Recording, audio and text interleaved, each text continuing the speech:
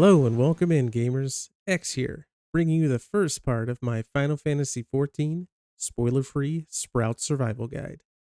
Today we're going to quickly go over three main topics: server selection, character creation, and class selection.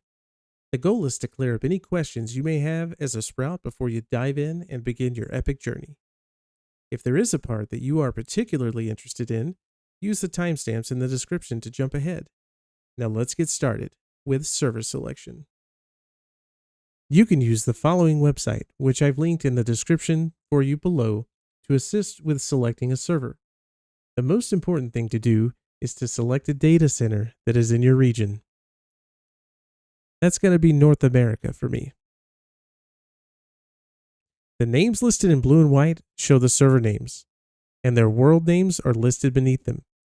Once you know a region you'll be playing in, the green player icon with the plus sign indicates worlds that are accepting new players.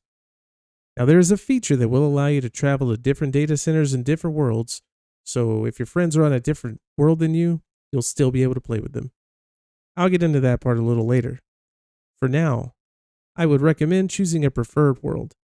Preferred worlds give you incentives to create characters that will help you progress through the game so that you can reach the current content a bit faster. These bonuses include a double experience bonus until you're within 10 levels of the level cap. At the time of this video, that is level 90. You'll also receive 10 silver chocobo feathers, which you can exchange for low to mid-level gear to improve the leveling experience.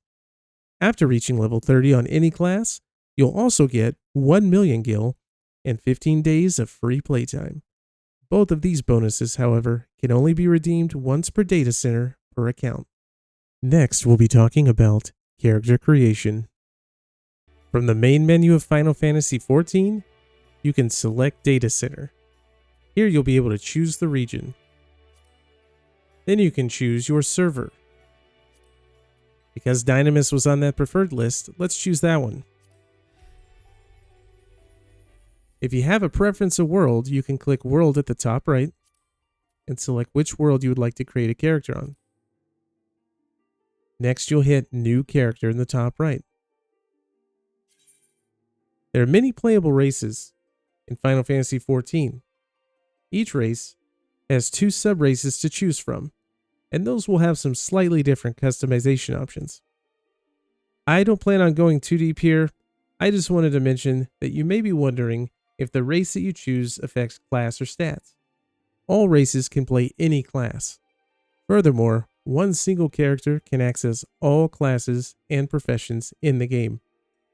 Now as for stats, the races do start with varying levels of strength or dexterity or intellect. However, these differences are negligible and will not affect gameplay, so choose whatever race you like best. At the end of customizing your character, you can also give it a birthday and a guardian deity of your choosing. This does not affect gameplay, and you do not receive any special rewards for these. Now that you have your character created, you can choose a starting class. Starting classes are broken down into 3 roles: tank, healer, or DPS.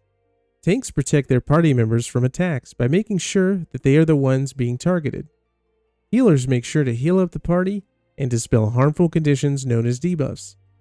DPS classes are focused on dealing damage so that enemies can be brought down. As stated earlier, all classes can eventually be learned in the game. More classes than the ones listed here will even be available at higher levels. When choosing one of these classes, you'll notice in the bottom left you'll see a city name. Depending on what class you choose, you will also start in a specific city. For example, the Gladiator starts in Ul'dah. The Marauder will start in Lemsalominsa. If you were to choose Conjurer, you would start in Gridania. The Pugilist is in Ul'dah, Lancer Gridania, Archer Gridania, Thaumaturge is in Ul'dah, and the Arcanist is in Lemsalominsa. So, if you're playing with a friend, you may want to consider what city you're both starting in. Again, choosing a specific class or city has no impact on the game as a whole. Eventually, you will be able to travel to the other cities and unlock the classes that they offer. So if you end up not liking the class that you have originally chosen, There's no need to delete your character and start over, as you can just swap to a different one later.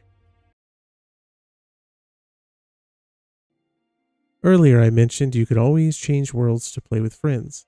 However, this does come with some caveats. When you change worlds, you'll not have access to a few different features. These features include access to the free company, your retainers, your own housing, the in-game mail system, and a few other features. To change worlds, you can go to your character selection screen, right-click on your character's name, and click Visit Another World Server. This will allow me to visit another world server inside my current data center, which is Dynamis. You could also click Visit Another Data Center, which would allow me to travel over to the Primal Data Center and select one of their world servers. This concludes the prologue portion of my Sprout Survival Guide. Please like and subscribe so you can catch the next installment for this series. Thank you for watching and have a great rest of your day.